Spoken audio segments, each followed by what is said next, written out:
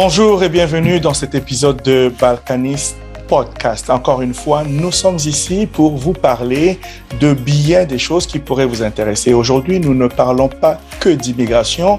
Il nous fait plaisir aujourd'hui de parler d'autres choses. Nous vous l'avons déjà dit à plusieurs reprises, Balkanist Podcast consiste également à parler non seulement d'immigration, mais à vous apporter des informations qui touchent à ce qui pourrait vous intéresser. Eh bien, aujourd'hui, nous allons parler des admissions dans des écoles canadiennes, mais bien spécifiquement pour les mineurs. Sans plus tarder, je vais m'empresser de vous présenter les invités du jour. Aujourd'hui, nous sommes en compagnie de Bilal, que vous avez déjà reçu dans un de nos derniers épisodes. Nous avons également Geneviève qui représente le Conseil des écoles publiques de l'Est de l'Ontario. Avec ces deux invités, nous allons échanger, discuter pour votre bien, pour votre bénéfice. Justement, nous allons discuter des admissions.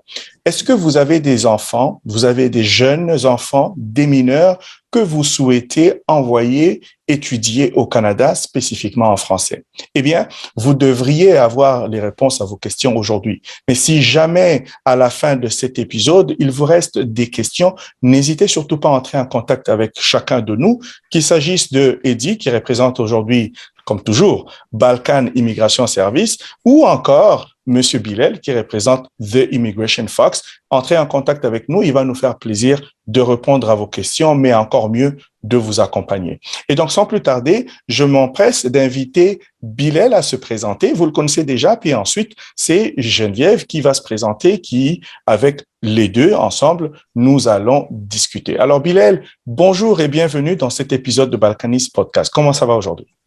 Ça va très bien et très heureux et honoré de revenir sur tes podcasts. Franchement, c'est toujours un plaisir avec la qualité de tes invités. Aujourd'hui, nous avons Geneviève. Voilà, donc je me présente encore une petite fois. Donc, mon nom est Bilal Abbas, je suis consultant réglementaire en immigration canadienne. Mon numéro de CRIC, c'est le R706-785 et je suis le directeur de The Immigration Fox.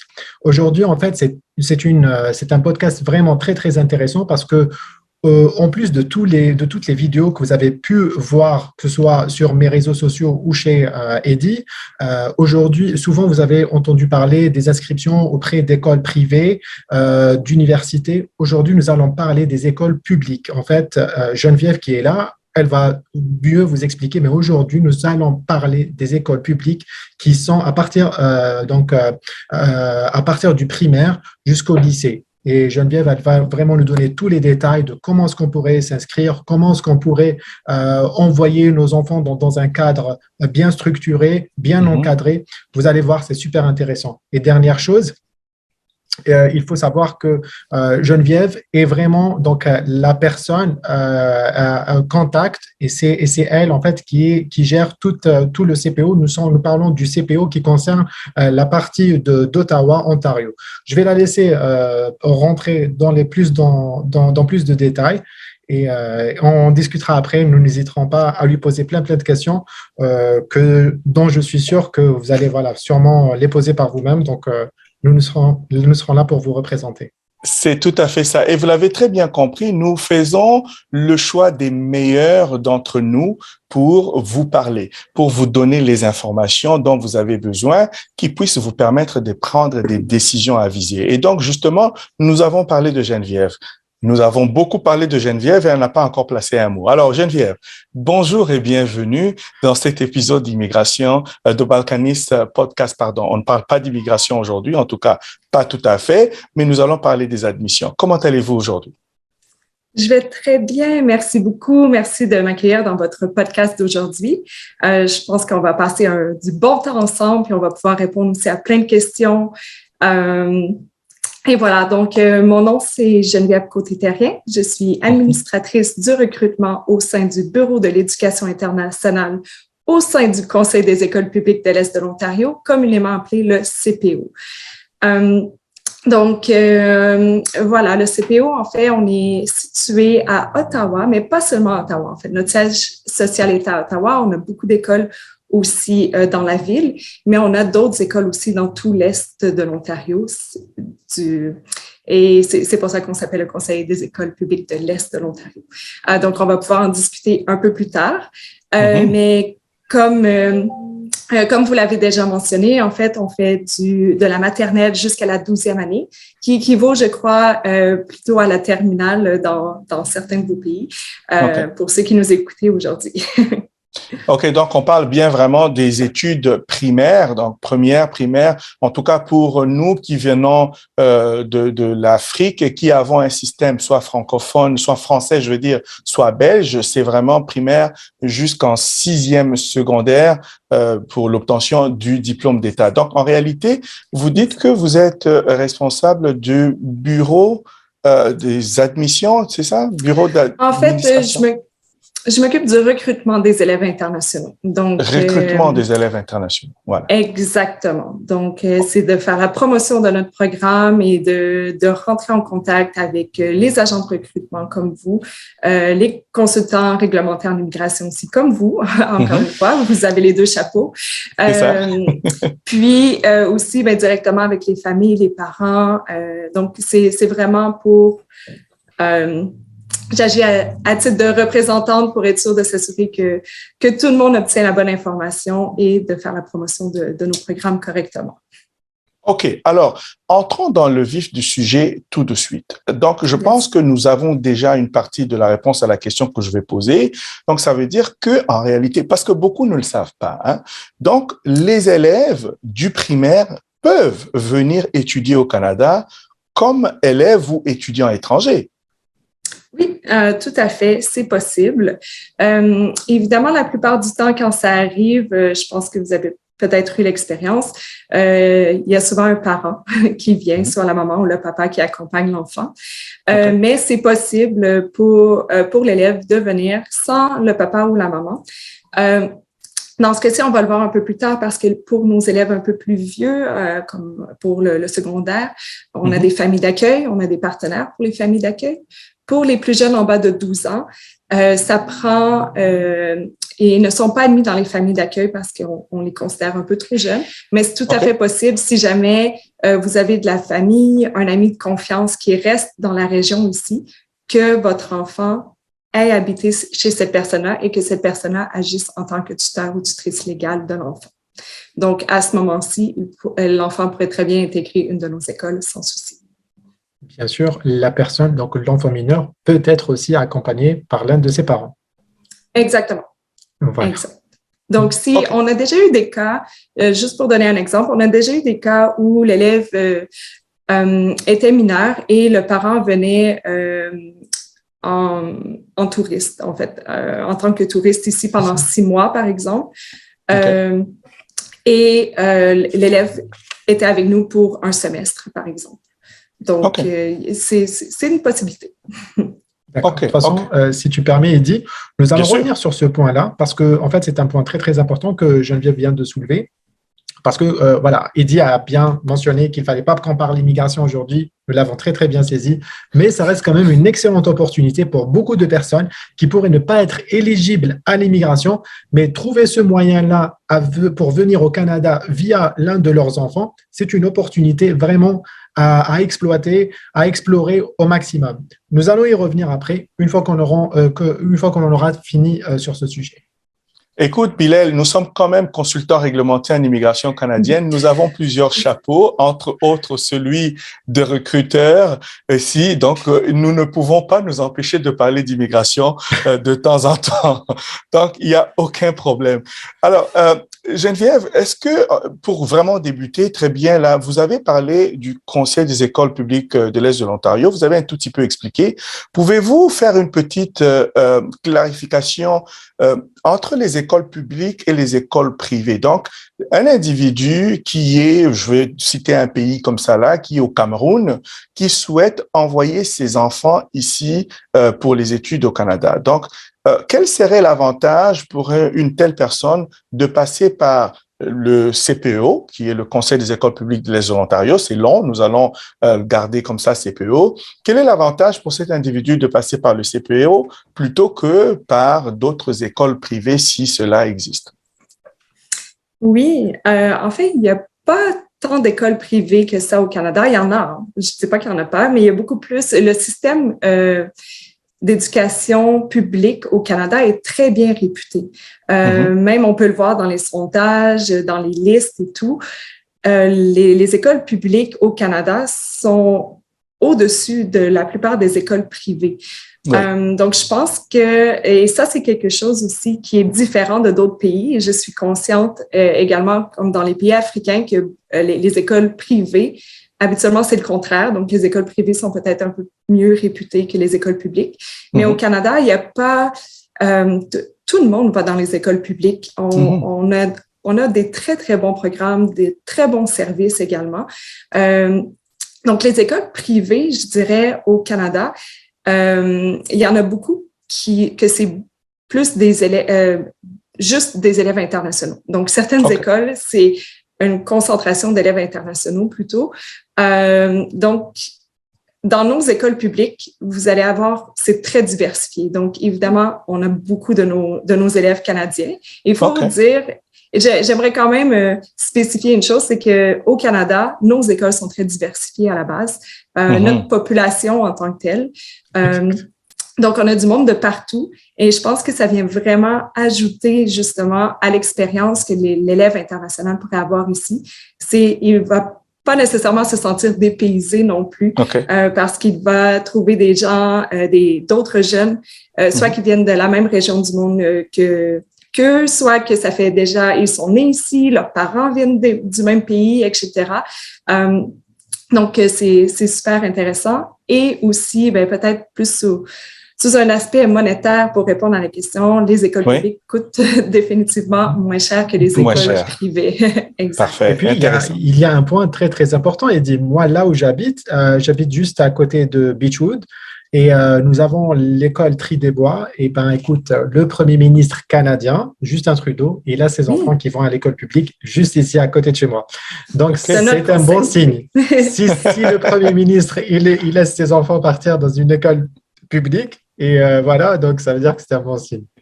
Alors ça, c'est un bon clin d'œil pour nos auditeurs. Vous comprenez l'intérêt que vous avez pour vous d'envoyer vos enfants dans les écoles publiques canadiennes et d'où la question justement.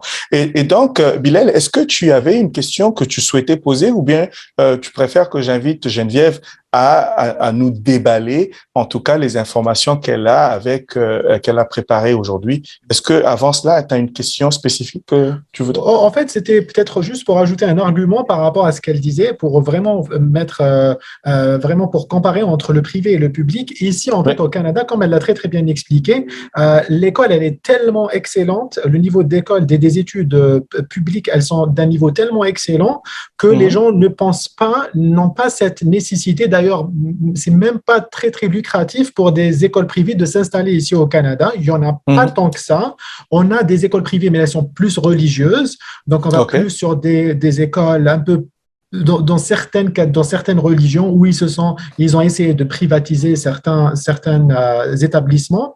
À part ça, franchement, je trouve que déjà, en plus de ça, nous parlons de l'école au Canada qui est déjà très intéressante, des écoles publiques, mais en Ontario, elle est encore bien meilleure. J'ai des amis qui habitent au niveau de Québec et qui ont déménagé juste par rapport au niveau des écoles ici en Ontario. Ils sont venus vivre à Ottawa parce que à Québec, au Gatineau, Ottawa, c'est juste à côté. Donc, ils ont déménagé pour laisser leurs enfants étudier ici.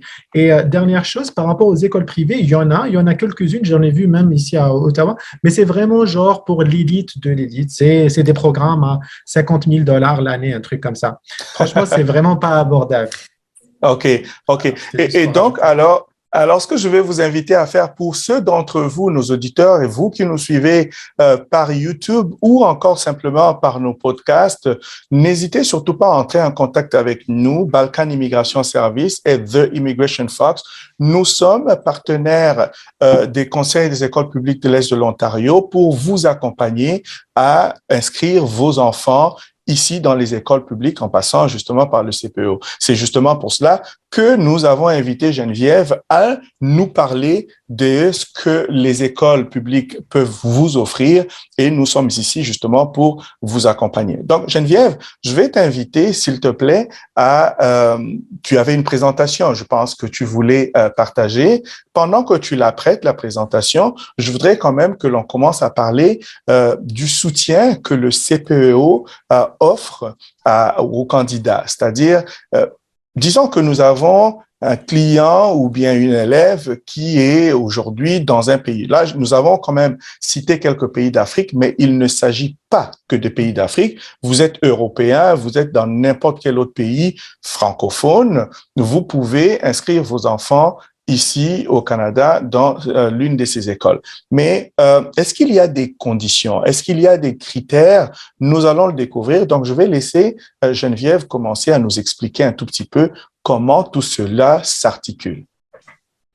Oui, bien sûr. En effet, j'ai préparé une toute petite présentation. Je ne vais pas prendre le monopole avec la présentation aujourd'hui, mais quand même, ça va vous donner au moins un support visuel à tout le monde pour pouvoir regarder. Donc, pour répondre à la première question au niveau du soutien, en fait, offert par le CPO, donc, en fait, nous, on est un petit programme à la base. Évidemment, on veut grossir, mais tout ça pour dire qu'on reçoit environ entre 35 et 40 élèves internationaux. On souhaiterait évidemment recevoir plus, jusqu'à 50 élèves, pourquoi pas. Par contre, qu'est-ce qu'on aime d'être un petit programme aussi? C'est que ça nous permet de vraiment soutenir et supporter les élèves, ce qui est notre priorité numéro 1.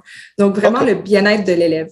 Surtout, on le sait très bien, c'est des élèves mineurs, donc certains parents peuvent être un peu plus anxieux, je dirais, à laisser partir leur enfant aussi jeune. Donc, pour nous, c'est vraiment pouvoir les réconforter à ce niveau-là, que leur enfant est bien pris en main ici, soit à travers nous, bien sûr, à travers nos écoles, leur famille d'accueil qu'on va pouvoir parler un peu plus tard, mais aussi qu'ils sont soutenus à travers nos partenaires de confiance, comme vous, avec Balkanis et aussi avec Immigration Fox. Donc, c'est justement pour ça qu'on a signé une entente avec vous, parce que vous étiez des partenaires de confiance et que vous allez jouer un rôle super important avec l'élève également. Puis la famille aussi. Donc, pour tout ça fait en sorte que, comme je mentionnais, le soutien aux élèves, c'est très important pour nous. Donc, déjà en début d'année, on va faire une semaine d'orientation avec les élèves. Cette année, ça va être encore en ligne, sauf que habituellement, quand la pandémie sera vraiment terminée, ça sera en personne. Donc, il va y avoir plein d'activités pendant cette semaine d'orientation-là. Aussi, on va faire la tournée des écoles également avec les élèves pour qu'ils soient vraiment prêts à bien commencer. On offre du tutorat aux élèves pendant l'année scolaire selon les besoins, des ateliers aussi pour les élèves internationaux. Dans notre équipe, en fait, on est 6 au total. Puis, pour s'occuper des élèves, donc c'est quand même beaucoup. Et on a une de nos collègues, en fait, elle est conseillère en bien-être. Donc, elle, c'est vraiment la personne la plus importante une fois que l'élève arrive ici. Même avant, elle va prendre contact avec l'élève avant leur arrivée. Mais c'est elle qui s'assure, en fait, elle va communiquer avec votre enfant au minimum une fois par semaine, si ce n'est pas plus, pour s'assurer que tout se passe bien à l'école, que tout se passe bien dans la famille d'accueil, avec leur expérience générale au Canada également. Et c'est elle qui organise la semaine d'orientation et nos activités mensuelles aussi qu'on organise avec les élèves internationaux. Et donc, avant, si vous permettez, Geneviève, je voudrais juste me renchérir un tout petit peu. Donc, quand on parle de bien-être, est-ce qu'on parle également de assurer ou d'aider l'élève à réussir? Parce que on comprend bien que c'est un changement de système. Pour ceux qui ont étudié dans d'autres pays, ils arrivent ici au Canada. C'est un système éducatif peut-être complètement différent, un cursus différent. Est-ce que le bien-être combine le fait d'aider l'enfant à se sentir à l'aise, à bien s'intégrer, mais en même temps l'aider également dans la réussite scolaire? Est-ce que c'est ce qu'on entend? Tout à fait. Tout à fait. Donc, il y a un lien très serré entre ma collègue, notre collègue, en fait, que je parlais, qui est conseillère en bien-être. Elle, c'est vraiment tout l'aspect social, s'assurer de l'intégration de l'élève, etc., dans nos écoles. Elle est souvent dans nos écoles pour rencontrer les élèves en personne. Pour ce qui est du côté académique, donc si l'élève parle justement avec cette collègue-là ou les écoles nous contactent pour dire « Ah, il y a le cours de mathématiques pour cet élève-ci, c'est un peu plus compliqué ou quoi que ce soit », on a aussi notre autre collègue qui est conseillère pédagogique, qui, elle, s'assure de la réussite académique de l'élève. Okay. Et c'est elle aussi, on pourra, j'imagine, en reparler plus tard au niveau de l'admission, mais elle fait une entrevue virtuelle avec l'élève pendant l'admission pour s'assurer qu'on apprenne à connaître l'élève, qu'on s'assure qu'on place l'élève dans la bonne école avec les bons cours.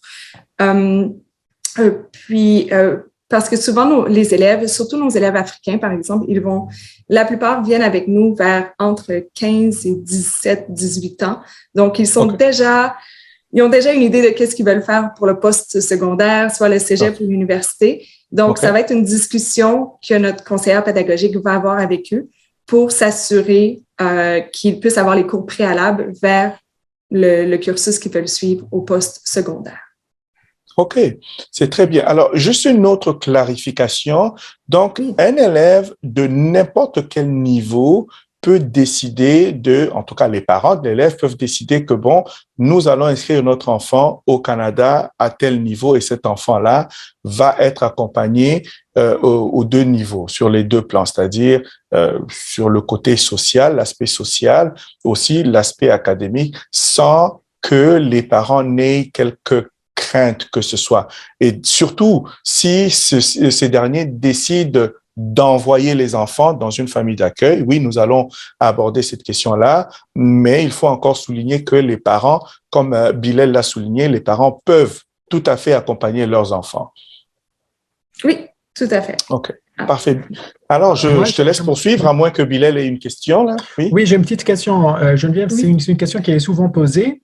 Est-ce que, par exemple, considérons que le niveau canadien n'est pas le même que celui de n'importe quel pays en Afrique ou en Europe, est-ce que c'est vous qui allez juger, par exemple, si mon enfant, il a 10 ans, par exemple, il est en 5e année primaire, supposons, et puis il veut venir ici pour étudier, c'est bon, il a terminé la 5e, il va aller à la 6e. Est-ce que vous pouvez considérer qu'il ne peut pas aller à la 6e et qu'il doit refaire sa 5e? Est-ce que ça peut arriver? Très bonne question. Ça arrive très, très rarement. Donc, habituellement, on est capable de garder le niveau de l'élève.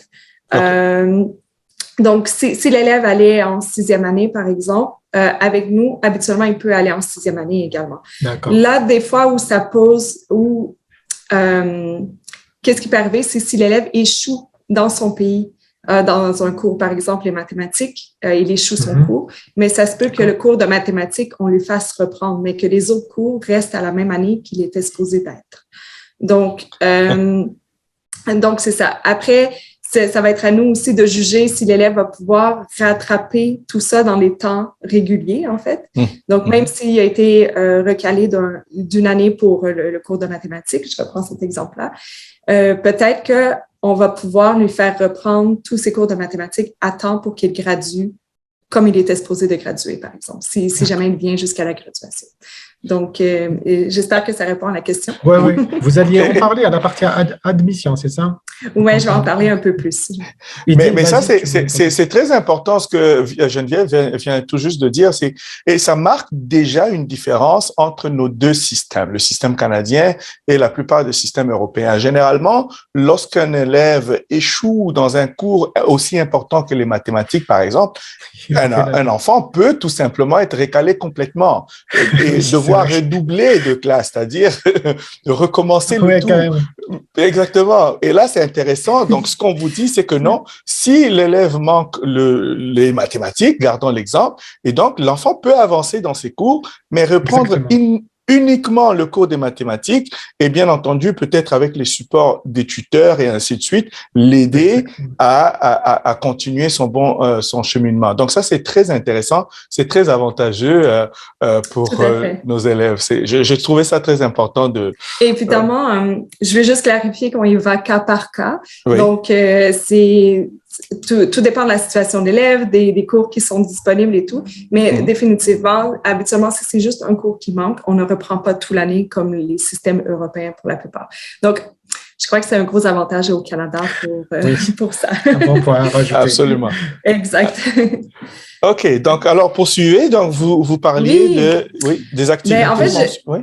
Exactement. Je vais retourner un peu sur le soutien. Puis, j'avais terminé, je pense, avec les activités mensuelles, mais peut-être que je peux donner un peu plus de détails sur ça. Donc, les activités mensuelles sont gratuites, en fait. Elles sont offertes à nos élèves internationaux. Donc, c'est super intéressant. On a un point de rencontre et on part en autobus pour la plupart du temps. Et c'est des activités ultra intéressantes et diverses. Pouvez-vous nous donner un exemple? Quand on parle des activités, on parle de quoi exactement à peu près? Donc, on prend pour acquis que les élèves, c'est la première fois qu'ils viennent au Canada. Évidemment, ils vont sûrement faire des activités avec leur famille d'accueil pendant les week-ends, etc. Mais nous, on fait, par exemple, au début d'année, habituellement, on essaie d'aller à Montréal pour une journée au parc d'attractions là-bas.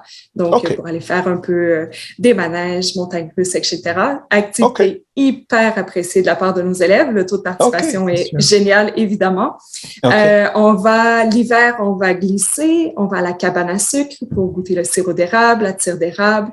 On essaie d'aller voir un match de hockey aussi pour ceux qui sont intéressés au sport.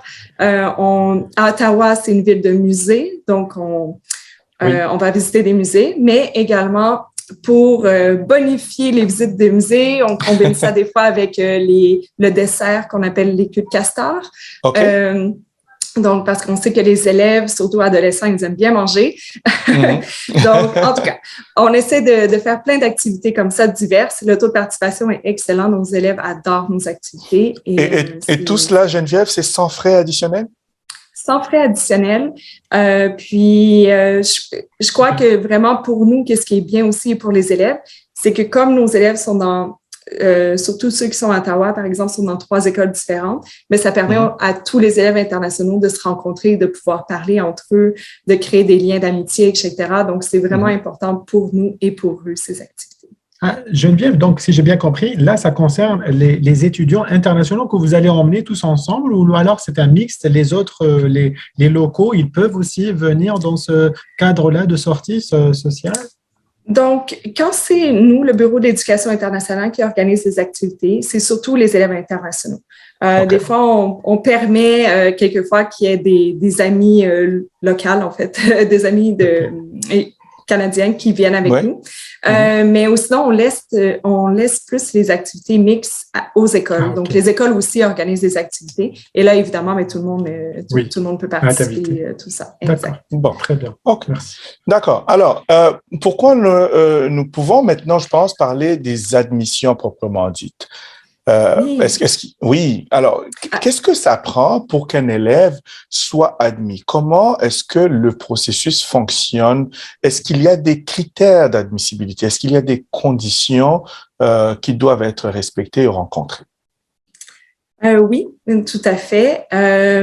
Donc, en fait, les élèves, les parents qui sont intéressés vont souvent vous rencontrer, soit Immigration Fox ou Balkanis. C'est ça. Et donc, par la suite, une fois que la famille est vraiment convaincue, elle est sûre qu'elle veut venir au CPO avec nous. Donc, il y a des formulaires à remplir. On essaie de les minimiser pour être sûr que ce ne soit pas trop compliqué et trop long, en fait, comme processus. Mais tout à fait. Donc, vous allez pouvoir leur partager ces dossiers-là à remplir pour que nous, on ait le plus d'informations possible. Donc, une fois qu'on a obtenu les documents d'admission, nous, on va faire l'évaluation du dossier. pendant l'évaluation du dossier, les élèves vont être invités également à passer une entrevue virtuelle. Donc, c'est l'entrevue que je vous parlais tout à l'heure avec notre conseillère pédagogique. Donc, elle, pendant l'entrevue, elle va évaluer en fait plusieurs choses. Donc, elle va évaluer le niveau de français. Bon, pour les pays africains francophones, ils ne devraient pas vraiment avoir de problème. C'est plus parce qu'on reçoit des élèves internationaux aussi de d'autres pays qui ne sont non francophones. Mais voilà, donc elle évalue le niveau de français, elle apprend à connaître l'élève, s'assure que l'élève a une bonne moyenne académique également, ou si jamais, comme on a mentionné tout à l'heure, il y a une bonne moyenne, mais il y a un cours, par exemple, qui c'est un peu plus faible et tout, de pouvoir discuter avec l'élève de qu'est-ce qui s'est passé ou dans la matière, c'est qu'est-ce qui fonctionne pas et tout. Donc, juste pour s'assurer qu'on puisse placer l'élève dans la bonne école et dans les bons cours. Évidemment, vous pouvez toujours, comme dans les dossiers d'admission, vous pouvez choisir une école parce qu'on a plusieurs spécialisations dans chaque école également. Puis, nous, on va juste valider si on pense que c'est un bon jumelage entre l'élève et l'école. Et si vous permettez, avant de continuer, Geneviève, une question très rapide. On a parlé des admissions. Est-ce qu'il y a des frais d'admission que les parents doivent payer? Et puis, on a parlé de la moyenne. Est-ce qu'il y a des chiffres, par exemple, qu'est-ce qu'on considère comme étant une bonne moyenne? Un élève qui a obtenu, disons, autour de 60% ou bien, disons, 55% ou 70%. Qu'est-ce que vous considérez comme étant une bonne moyenne, juste pour donner une meilleure idée là, aux parents? Bien sûr. Mais au niveau de la moyenne, nous, on dit environ 70%, c'est l'idéal. Si jamais l'élève a eu une moyenne plus basse, on évalue toujours cas par cas. Donc, quand on reçoit un dossier, jamais on dit non, comme c'est sûr que non. À part, bon, c'est vraiment... on ne se sent pas assez outillé pour aider l'élève si on est dans une situation de total échec près de zéro. Là, ça va être un peu compliqué pour nous de l'emmener à réussir. Pas que je doute de nos services, mais vous comprenez ce que je veux dire. Mais sinon, non, il n'y a pas de souci. Donc, si l'élève a une moyenne de 60, par exemple, il y a toujours possibilité. Nous, on va quand même évaluer le dossier. Des fois, on ne sait jamais. Des fois, ça peut être une condition médicale, un accident, une perte d'un être cher ou quoi que ce soit qui a causé cette moyenne-là. Donc, on est toujours à l'écoute de ça et on voit qu'est-ce qu'on peut faire pour pouvoir guider. En fait, là, à ce niveau-là, c'est pas nécessairement rejeter l'élève, par exemple, à cause de ses notes académiques, mais c'est plus, nous, on veut vraiment pouvoir l'accompagner pour qu'il puisse réussir. Et la plupart de nos élèves africains restent avec nous jusqu'à la graduation. Donc, c'est de voir peut-être pour un plan de match. Est-ce qu'on peut accepter l'élève puis qu'il gradue en temps ou peut-être, vu sa moyenne académique, ben là, dans ce cas-ci, peut-être que ça va être dans l'intérêt de l'élève de recommencer une année pour pouvoir graduer, mais avec des bonnes notes pour pouvoir aller au poste secondaire par la suite. OK, d'accord. Et on a parlé des admissions tout à l'heure. Est-ce qu'il y a des frais d'admission? Oui, donc pour donner le dossier, on demande des frais de 300 $. Donc, c'est les frais administratifs, 300 $ canadiens. Puis, par la suite, une fois que l'élève est accepté, si l'élève, on va se baser sur une année scolaire ici, donc de la fin août jusqu'à la fin juin. Donc, pour 10 mois, les frais académiques sont de 15 000 $ canadiens. Donc, les frais peuvent être payés soit en une seule fois ou peuvent être payés par semestre. Donc, si l'élève est avec nous pour 1 an, quand il est accepté, on peut demander un 7 500 avant la rentrée scolaire au mois d'août et ensuite le deuxième paiement vers novembre-décembre que la facture va être envoyée. OK. Frais auxquels peuvent s'ajouter, bien entendu, les frais de service de nos deux entreprises, Immigration Fox et Balkanis, des frais d'accompagnement, bien entendu, de ces élèves-là. OK. Exactement. Sans oublier aussi les frais pour les familles d'accueil. Donc, les frais de 15 000 $ que j'ai parlé, c'est pour les frais de scolarité et les frais académiques. OK. Uniquement. OK. Puis aussi, je pense que c'est quand même bien d'ajouter le point au niveau des exigences. Comme vous pouvez le voir à l'écran, on cherche des élèves qui ont le goût de la découverte, qui ont vraiment une bonne capacité d'intégration également, parce que c'est tout un changement de venir s'installer au Canada comme ça. Donc, il faut vraiment être ouvert. Ça va être une expérience formidable pour les élèves. Puis encore plus si, justement, ils sont ouverts à se faire des nouveaux amis, à intégrer peut-être des clubs dans les écoles, comme on a mentionné tout à l'heure. En fait, je ne l'ai pas mentionné, mais c'est sur la présentation. Mais il y a plusieurs clubs offerts après l'école, des clubs de sport, des clubs d'art, etc. Donc, on invite vraiment les élèves à participer à beaucoup d'activités comme ça pour faciliter leur intégration. Donc, on cherche des élèves qui ont soif de découverte.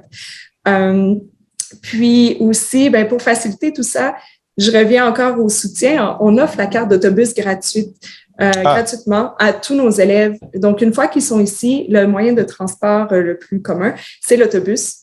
Et en fait, évidemment, c'est pour se rendre à l'école, mais également, ils peuvent utiliser la carte d'autobus pour aller au centre-ville, aller rejoindre des amis pour aller au restaurant, pour aller faire du shopping et tout ça. Donc, c'est à faire gratuitement. Ils n'ont pas besoin de s'occuper de ça pendant l'année scolaire. OK. Et donc, oui, Bilal, vas-y. Non, j'ai dit que c'était vraiment très, très intéressant d'offrir ce genre de service en plus.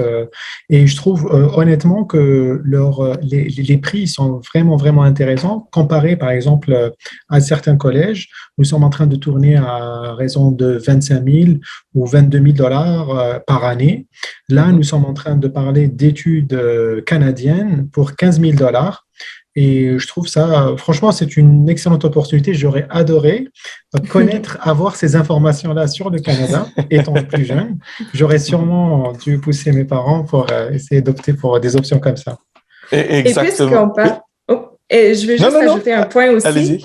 Avant que je l'oublie ou autre, mais aussi, puisqu'on parle d'académique et tout ça, d'admission, etc., en fait, qu'est-ce qui est très bien avec nous également, c'est que si l'élève vient, par exemple, pour faire sa 12e année, donc sa terminale avec nous, il est possible de graduer. Donc, on peut obtenir le diplôme d'études secondaires de l'Ontario en 1 an avec nous.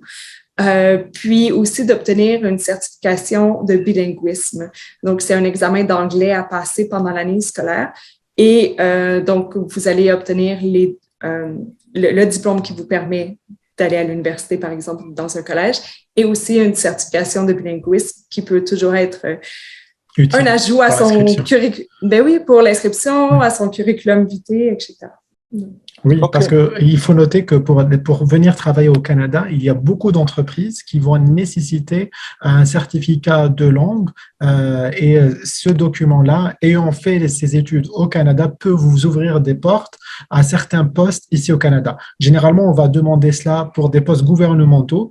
Et puis, sachez qu'ici au Canada, que vous soyez résident temporaire, même si vous n'êtes pas encore citoyen canadien, vous avez le droit à accéder à des postes gouvernementaux. Et ce genre de document dont vient de parler Geneviève peut vous ouvrir et vous enlever un obstacle qui est quand même très important pour intégrer ces postes-là. Ma femme est passée par là et donc on lui a fait passer un examen très complexe, très compliqué, très long et elle l'a réussi, bien sûr, c'était en anglais, mais voilà, avec ce document-là, vous pourriez accélérer un peu votre processus. OK. Très, très, très intéressant, vraiment, et attractif. Mais moi, je voulais revenir un tout petit peu sur les activités ou le goût de la découverte dont vous avez parlé. Vous avez indiqué aussi que les élèves peuvent participer au sport et à d'autres activités, et tout cela, c'est inclus, il n'y a pas de frais supplémentaires. Est-ce que vous pouvez nous en dire un peu plus? Donc, un enfant peut adhérer à un club de sport de prestige quand même, ou bien comment ça se passe? En fait, pour les clubs de sport, par exemple, ou même les clubs d'art, je vais parler des deux en même temps. Oui.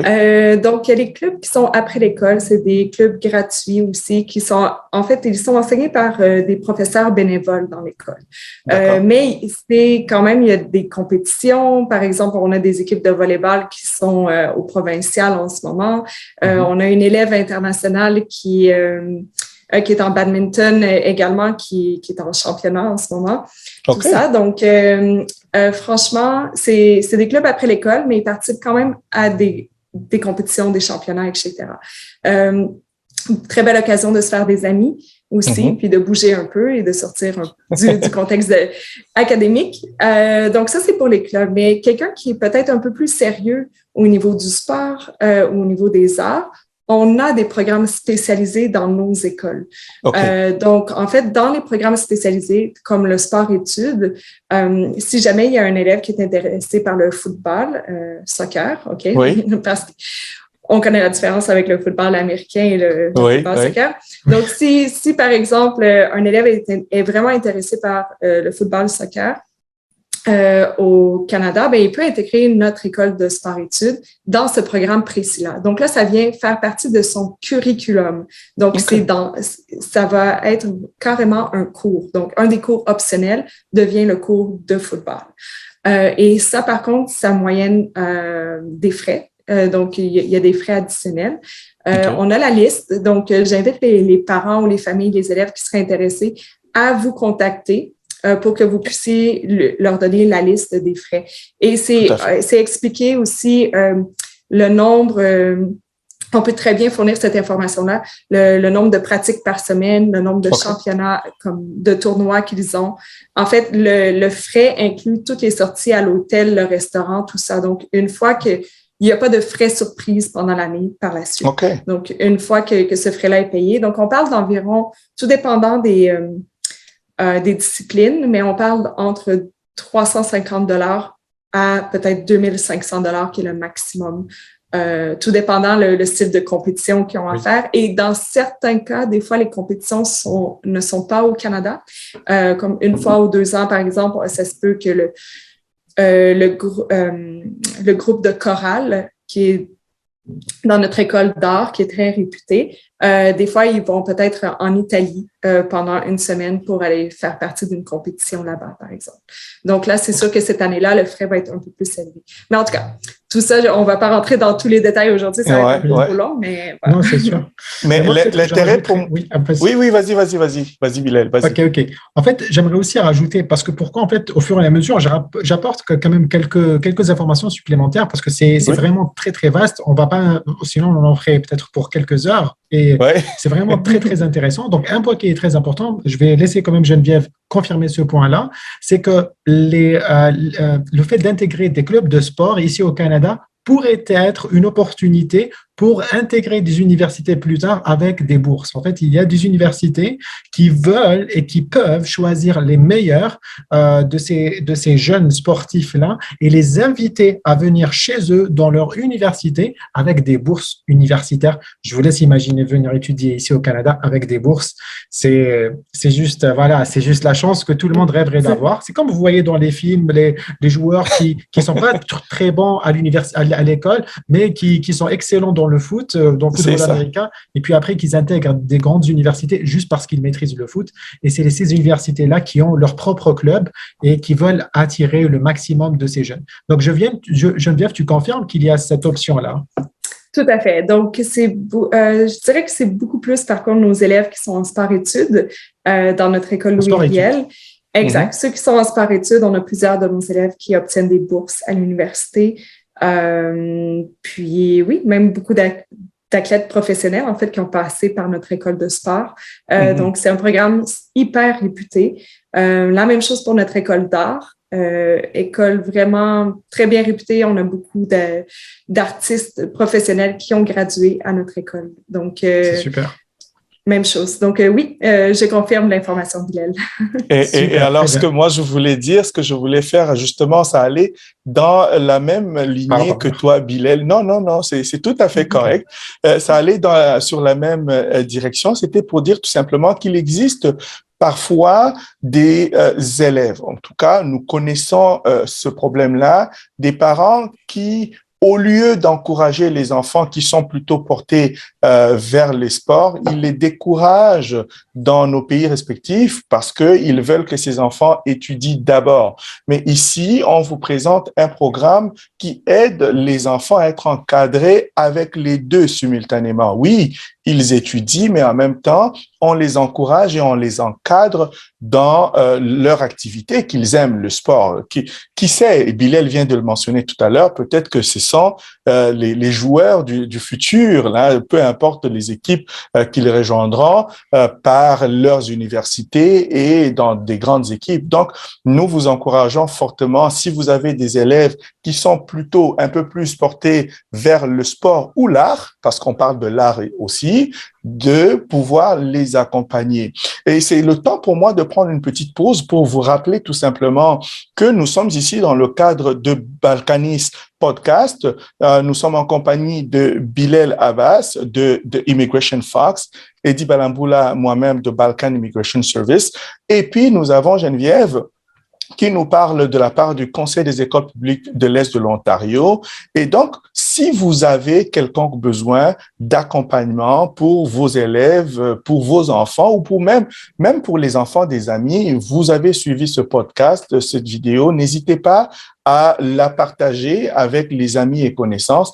Prenez contact avec nous, il va nous faire un réel plaisir de vous accompagner et d'aider votre enfant à assurer son avenir et son futur ici au Canada. Et Bilal l'a mentionné, vous pouvez, si vous avez l'intérêt d'immigrer au Canada, vous pouvez immigrer avec vos enfants, les accompagner pour études et lorsque vous accompagnez un enfant, peut-être que vous allez vous-même avoir certaines ouvertures au niveau de l'immigration.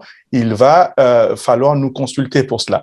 Et donc, ça marquait tout simplement une pause pour passer à l'autre étape, Geneviève. Je souhaite qu'on parle un tout petit peu des familles d'accueil. Nous en avons parlé au tout début. Lorsque des parents souhaitent envoyer leurs enfants ici et que eux-mêmes, les parents, ne souhaitent pas venir ou bien ils n'ont pas des membres de famille ici, comment est-ce que ça se passe avec les familles d'accueil?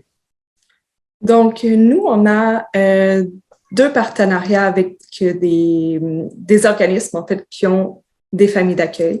C'est des partenariats avec qui on fait affaire depuis très longtemps. Leurs familles, donc, ils ont des familles anglophones pour les conseils anglophones et ils ont quelques familles francophones pour nous. Donc, souvent, les familles francophones, c'est les mêmes qui reçoivent nos élèves depuis plusieurs années. Donc, on est assez proche d'eux. Chaque année aussi, dans les activités qu'on organise, en début d'année, on fait un brunch avec les familles d'accueil et les élèves pour que tout le monde on puisse vraiment apprendre à se connaître, etc. Donc, je veux vraiment mettre le point sur ça parce que je sais que c'est quelque chose des fois qui inquiète les familles d'envoyer leur enfant, dans une famille d'accueil, une famille qu'ils ne connaissent pas, qui va prendre quand même part à l'éducation de leur enfant. Donc, c'est certain que je pense que c'est légitime d'être un peu craintif, mais je veux juste les rassurer, en fait, vous rassurer les parents que les familles d'accueil sont sélectionnées avec soin. On fait évidemment une évaluation des casiers judiciaires, il y a des entrevues, il y a des visites pour s'assurer que la maison elle est bien conforme avec des fenêtres dans les chambres, etc. Donc ça, c'est l'aspect un peu plus technique, mais il y a vraiment tout ce qui est évaluation, entrevue avec les familles. Puis aussi, pour faire le meilleur jumelage possible, quand l'élève s'inscrit, il va avoir plein de questions à répondre, comme est-ce que tu aimes les animaux? Quels sont tes hobbies? Est-ce que tu aimes lire? Est-ce que tu aimes plus le sport?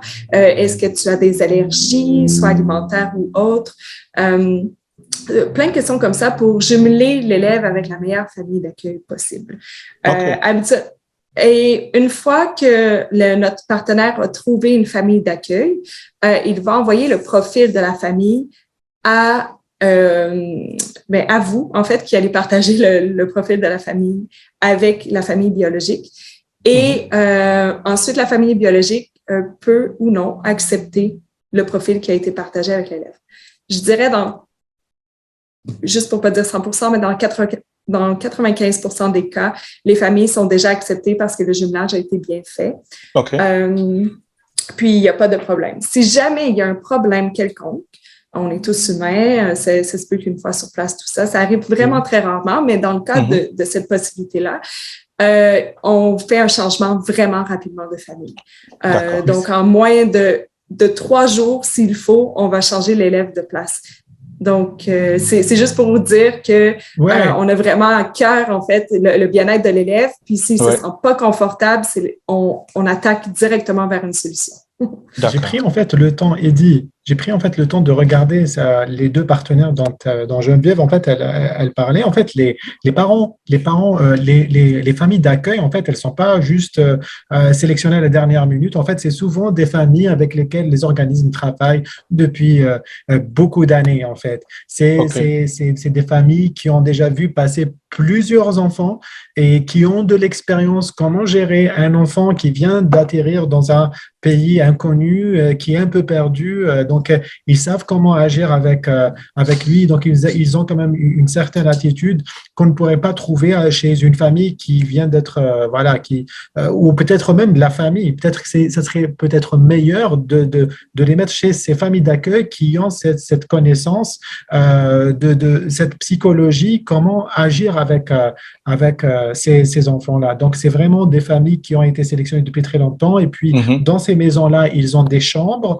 dédiées à cet enfant. Ils vont vivre tranquillement chez eux. Et même côté religieux, par exemple, s'ils ont une certaine façon de manger, eh bien, cette famille-là, elle va intégrer des menus spéciaux pour ces enfants-là. Voilà. Donc, il n'y aura aucun problème par rapport à ça. Tout à fait. Puis, merci d'avoir réenchéri sur ça. Puis, qu'est-ce que je voulais ajouter? Désolée, il va falloir couper ce montage. Non, mais il n'y a pas de problème. Pendant que vous y pensez, moi, je voudrais poser une question assez rapide. Est-ce que il vous arrive de rencontrer des élèves qui ont parfois des troubles d'apprentissage ou bien certaines difficultés? Qu'est-ce que vous faites à arriver à ce niveau-là? Est-ce que vous les acceptez quand même et vous mettez sur pied un plan d'apprentissage bien spécifique par rapport à eux? Ou bien parfois vous dites non, malheureusement, nous n'avons pas les outils appropriés pour pouvoir accompagner cet enfant-ci. Et ça, j'imagine que ça dépend. C'est au cas par cas, comme vous l'aviez dit au tout début.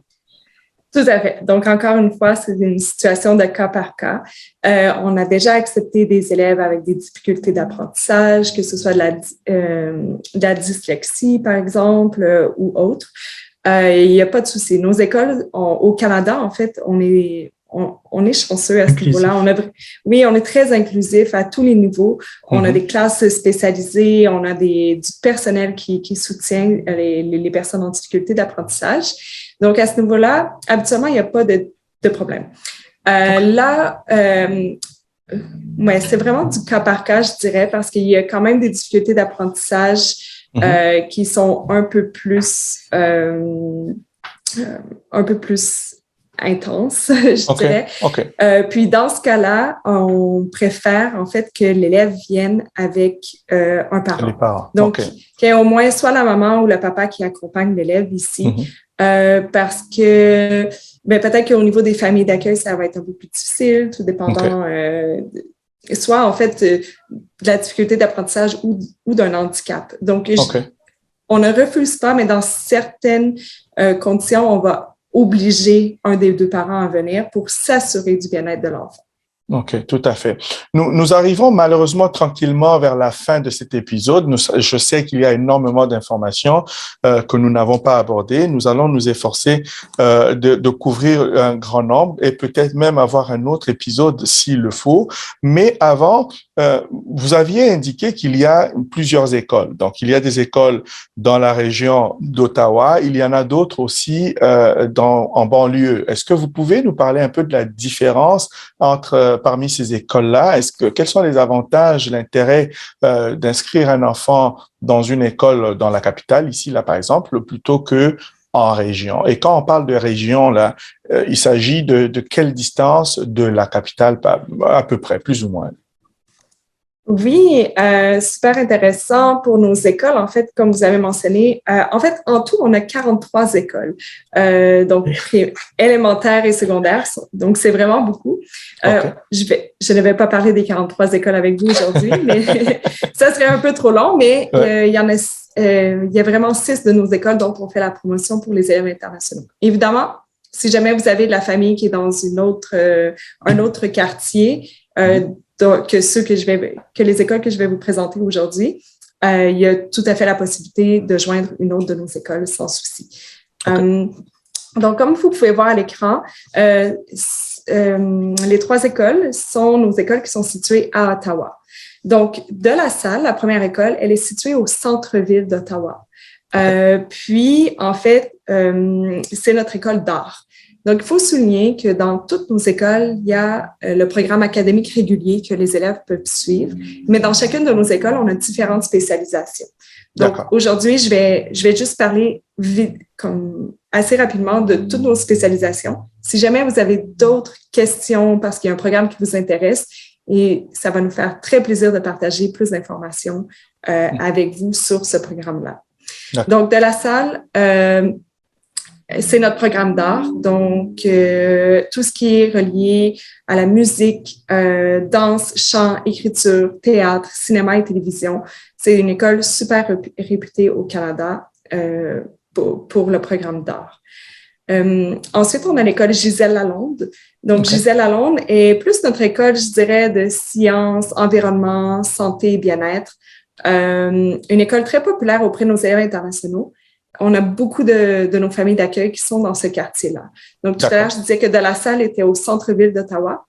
Le centre-ville d'Ottawa est un peu plus anglophone, mais Gisèle Lalonde est environ à 30-40 minutes du centre-ville en autobus. Ce qui se fait bien, mis à part aux heures de pointe, évidemment, mais je veux dire, ça se fait très bien et la plupart de nos familles d'accueil sont là dans un quartier très familial, avec plein de parcs et tout. Les élèves adorent ça. Puis c'est ça, Gisèle Lalonde offre aussi le baccalauréat international, donc le IB Programme, pour ceux qui sont peut-être plus habitués avec le terme anglophone. Mais par contre, juste une petite parenthèse, pour pouvoir graduer avec le baccalauréat international, il faut faire minimum 2 ans avec nous. D'accord. Sinon, on a Louis Riel, qui est notre école de sport. Puis, on a vraiment beaucoup de sports. Donc, on a des académies comme football et basketball. On a volleyball, danse, ski, sport individuel. Dans sport individuel, on inclut plein de choses. Donc, si jamais vous êtes intéressé par la natation, le tennis, par exemple, c'est toujours possible. On a des partenariats avec des installations dans la ville. Donc, on vous emmène en autobus pour vous entraîner avec un coach professionnel, puis on vous ramène. Donc, ça, c'est pour tout ce qui entoure le sport-études, école super réputée, comme on a mentionné tout à l'heure. Et pour nos... Oui, pardon, non, mais c'est surtout Louis Riel. En fait, je pense que c'est là où nous pourrions vraiment attirer le maximum d'Africains, parce que nous avons beaucoup de bons joueurs de foot. Et je pense que c'est celle qui pourrait les intéresser le plus. Non, c'était juste une petite parenthèse. Je te laisse continuer. Mais je vais quand même pousser là-dessus un peu parce que pour revenir aussi, Eddie, sur ce que tu mentionnais tout à l'heure, c'est dans une année scolaire, il y a 8 crédits. Donc, par semestre, donc de septembre jusqu'à la fin janvier et de février jusqu'à juin, on a 4 cours dans chaque. Et juste pour rassurer des parents qui voudraient, mais je veux pas que mon enfant fasse du sport ou je voudrais juste que ce soit après l'école. Dans le fond, sur les 8 cours qu'ils vont faire pendant l'année, il y a 6 cours qui sont obligatoires et il y en a 2 qui sont optionnels. Donc, en fait, quand on intègre le sport-études, c'est que les 2 cours optionnels deviennent les cours de football. Donc, ça intervient pas du tout avec le diplôme. Donc, c'est tout à fait possible de faire les 2. Donc, absolument. À la fin, ils vont obtenir le même diplôme que les autres élèves qui ne sont pas en sport-études. Donc, peut-être que ça peut rassurer quelques parents qui... Oui, absolument. Et des fois, justement, si votre enfant, c'est un athlète, la plupart du temps, il faut le faire bouger pour augmenter ses résultats à l'école également. C'est exactement cela, oui. Très bon point. Et aussi, peut-être une autre chose que j'aimerais rajouter, c'est que dans nos écoles, on a une approche très interactive. Donc, c'est non seulement le professeur qui parle comme l'approche un peu plus conservatrice qu'on est habitué de voir. Donc, les élèves participent aussi. Il y a beaucoup de travaux d'équipe. Les élèves peuvent écrire. On a des bureaux, en fait, avec un tableau blanc. Donc, les élèves écrivent sur les tables, des fois aussi sur les murs. On a des places spécifiques. On a des tables un peu plus hautes. On a même des chaises, des fois, en ballon. Donc, les élèves, en fait, surtout pour nos athlètes qui ont du mal des fois à se concentrer devant un professeur pendant très longtemps. C'est une approche où on a vu les notes des élèves vraiment augmenter. Donc, pour les parents qui étaient craintifs, si votre enfant désire faire du sport, ayez pas de souci. On a tous les outils pour que votre élève réussisse. Intéressant. Donc, je vais poursuivre avec les trois autres écoles qu'on a en région. Donc là, c'est peut-être, ils ont vraiment, encore une fois, des programmes académiques réguliers et plusieurs spécialisations également super intéressantes. C'est dans des plus petites villes, c'est des plus petites écoles. Donc, c'est peut-être pour un élève qui veut avoir une expérience différente ou peut-être un élève qui vient d'une région dans son pays qui n'est pas vraiment tenté par les grandes villes. Ça pourrait être une belle opportunité pour l'élève. Donc, la première école est située à Cornwall. Donc, Cornwall est en fait pas très loin de Montréal. Donc, à environ, je dirais, 1h30 de Montréal, 1 heure d'Ottawa. Donc, c'est beaucoup plus dans l'est de l'Ontario, donc proche du Québec. Okay. Ils offrent le baccalauréat international aussi, puis des spécialisations en environnement, santé et bien-être. C'est près de la rivière, très beau paysage aussi là-bas. Ensuite, on a Mille-Îles qui est à Kingston. Kingston qui est quand même une grande ville en fait en Ontario. Et qu'est-ce qui est vraiment bien avec Kingston, c'est sa location. Donc, c'est vraiment à 3 heures de Montréal, 3 heures de Toronto, à l'est et à l'ouest, et environ 2 heures d'Ottawa. Donc, c'est vraiment en plein milieu de tout. Il y a l'université Queen's là-bas qui est super magnifique aussi. Ils ont de très beaux paysages, des rivières, tout ça. Puis, on a une nouvelle école qui va être, c'est celle que vous voyez à l'écran, en fait, là, c'est la maquette, mais elle est en train de se faire construire. Elle va être prête en 2023. Beaucoup plus petite école ici. Mais quand on parle de plus petite école, on parle de professeurs hyper présents avec plein d'activités aussi. Donc, il y a ses avantages également. Et on a le sommet qui est dans la ville de Hawkesbury. Hawkesbury qui est à 1 heure de Montréal, 1 heure d'Ottawa. Donc, en plein milieu aussi. Je dirais la spécialisation du sommet, en fait, c'est plus son académie internationale de hockey. Mais ou sinon, il y a aussi d'autres spécialisations comme affaires, agriculture, santé et bien-être également. Donc, ça, c'est pour les écoles. Je ne sais pas si vous avez des questions par rapport aux écoles. Non, je pense que ça fait le tour, à moins que Bilal en ait une, mais moi, je pense que ça fait quand même le tour. Ça donne une bonne indication. De toute façon, les parents qui ne sont pas au Canada, ils auront quand même de la difficulté à replacer tout ça. Il nous fera bien plaisir à nous de les accompagner, leur expliquer les avantages de chaque école par rapport à la géographie et aussi en fonction de si oui ou non ils ont des membres de famille ici au Canada. Et je vois que vous présentez des belles photos à l'écran. Exactement. Mais nous ne voudrions pas avoir un épisode beaucoup trop long de peur que certains décrochent. Alors, avant de conclure, parce que nous avons vraiment fait le tour, je trouvais ça super intéressant. Moi, je rappelle encore à nos auditeurs et à vous qui nous suivez sur YouTube, nous sommes Balkan Immigration Service et de Immigration Fox, représentant, comme vous pouvez le voir, des écoles du Conseil des écoles de l'Est de l'Ontario, le CPO. Donc, vous pouvez entrer en contact avec nous pour en savoir davantage ou bien tout simplement pour des besoins d'accompagnement pour les inscriptions de vos enfants. Alors, je vais laisser Bilal s'il a un mot pour conclure et ensuite Geneviève également pour dire est-ce qu'il y a des choses que vous pensez qu'il faille encore mentionner ou bien clarifier avant de conclure cet épisode. Moi, en fait, c'est vraiment très simple. J'ai déjà fait une petite vidéo à ce sujet et donc j'insiste aussi encore une fois. Donc pour les familles, franchement, donc que ce soit par rapport au prix des études dont vous avez entendu parler. Donc aujourd'hui, 15 000 Mhm. dollars. Franchement, je trouve cela comme un excellent investissement sur nos enfants. Et de Absolument. deux, en fait, c'est une excellente opportunité de venir au Canada et de venir essayer de trouver des opportunités à partir du Canada. Donc, un parent qui investit sur son enfant et qui vient et engage, donc s'engage peut-être sur 1 an ou 2 ans, et durant cette période-là, je suis sûr et certain qu'il pourra facilement trouver aussi une opportunité localement à partir du Canada pour changer son statut de visiteur à travailleur ou alors vers résident permanent.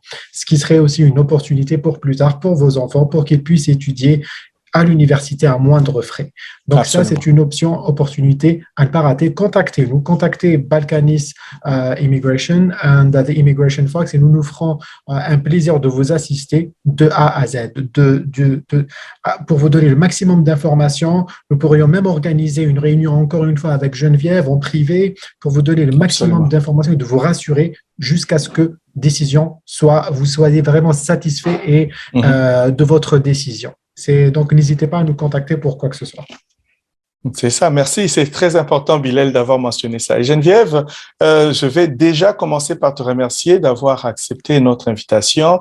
Merci. Bilal également, merci à vous d'avoir participé à cet Merci. épisode, mais je ne peux pas conclure sans te donner le dernier mot. Le dernier mot. Geneviève, qu'est-ce que vous voulez mentionner encore si vous avez des choses, vous pensez qui reviennent à l'esprit, vous dites là, ça c'est important, je dois dire ça, allez-y et nous allons C'est le conclure moment. l'épisode. Mais justement, il y a quelque chose qui me vient à l'esprit pour Ben l'instant. voilà. On n'a pas vraiment parlé de tout ce qui était la langue. Donc, nous, à Ottawa, quand on dit Ontario, habituellement, les gens pensent à l'anglais. Ottawa, la même chose, on pense à l'anglais. Évidemment, nos conseils scolaires sont en français, donc vos enfants vont étudier en français. Mais c'est une très, très bonne opportunité pour vos élèves d'améliorer leur niveau d'anglais également. Donc, même Absolument. si la ville d'Ottawa, c'est une ville bilingue, il y a beaucoup plus d'anglophones que de francophones. Donc, souvent, les services sont donnés en anglais si vous allez au restaurant et autres. Même dans notre cours d'école, par exemple, sur l'heure du midi, des fois, on entend de l'anglais. Disons que nous, on aimerait mieux que les élèves parlent français, mais je pense que pour les élèves internationaux francophones, c'est très bien pour leurs oreilles, C'est en fait, ça, parce que absolument. ça leur permet d'améliorer ou de pratiquer si vous avez déjà un bon niveau, puis surtout si votre objectif est de rester au Canada par la suite, ou même ailleurs. L'anglais, maintenant, c'est rendu très important également. C'est ça. Donc, ça va vous permettre vraiment d'étudier en français, donc de garder ou d'améliorer aussi les notes académiques, tout en améliorant votre niveau d'anglais. Donc, ça, c'était ce que je voulais ajouter vite fait parce qu'on n'en avait pas parlé. Mais ou sinon, je tiens à vous dire que, comme M. Bilal l'a mentionné, je suis tout à fait présente. Il m'envoie un courriel rapidement. On peut se faire une rencontre. Donc, si jamais vous avez des questions un peu plus précises par rapport à un programme, ça va me faire hyper plaisir de pouvoir participer à une rencontre, soit avec Eddie, soit avec Bilal et vous, pour discuter. Je suis vraiment disponible, comme j'ai dit. En moins de 24 heures, on peut avoir une rencontre habituellement. Donc, tout à fait. Puis, prenez votre temps. Mais j'espère au moins que la présentation d'aujourd'hui vous aura convaincu ou rassuré pour envoyer votre enfant parce qu'il va être en bonne main avec nous. Donc, je tiens à remercier Bilal, je tiens à remercier évidemment Balkanis Podcast, donc Eddie, de m'avoir accueilli aujourd'hui, de m'avoir laissé présenter le CPO. Investir dans Merci à toi. l'humain, c'est notre mission. Chez nous, Balkanis Podcast, nous disons que notre mission, notre vision, c'est d'investir dans l'humain. Quelle meilleure façon avez-vous que d'investir dans vos propres enfants et d'assurer leur avenir? Donc, nous vous recommandons fortement, parents, amis et connaissances, de considérez l'investissement que vous allez faire dans vos enfants pour un meilleur avenir et pour leur bien-être. Donc, nous vous invitons, vous qui avez suivi cet épisode, de le partager avec vos proches, partagez-les avec vos amis, ceux qui souhaitent envoyer leurs enfants ici pour les études au Canada. N'hésitez surtout pas, encore une fois, entrer en contact avec nous. Vous allez avoir nos contacts au bas de l'écran et je vais quand même inviter, pour ceux qui vont nous écouter par le podcast, je vais inviter Bilal à communiquer ses coordonnées, numéro de téléphone et adresse courriel. Je vais faire la même chose, mais pour vous qui allez suivre par YouTube, bien entendu, vous allez également voir les coordonnées au bas de l'écran. Donc, Bilal, si tu veux bien donner tes coordonnées pour contact. Merci encore une fois, Eddie, pour ton invitation et pour ce podcast. Donc, mon numéro de téléphone, c'est le 001 613 966 00. Je répète, c'est 001 613 966 00. Et mon site web, c'est theimmigrationfox.ca et mon adresse email, c'est bilal.abbas@theimmigrationfox.ca. Et je me ferai un plaisir de vous répondre personnellement. Nous sommes Balkan Immigration Service. Nous sommes situés au Canada. Notre numéro de téléphone, c'est le plus 613 302 79 12. Nous sommes joignables par courriel à l'adresse info@balkanis.ca. Je vous remercie d'avoir pris le temps de suivre cet épisode aujourd'hui. Merci à vous et nous vous disons à la prochaine pour un autre épisode de Balkanis Podcast. En attendant, prenez soin de vous et des gens autour de vous. Investir dans l'humain, c'est notre mission. Merci et à la prochaine.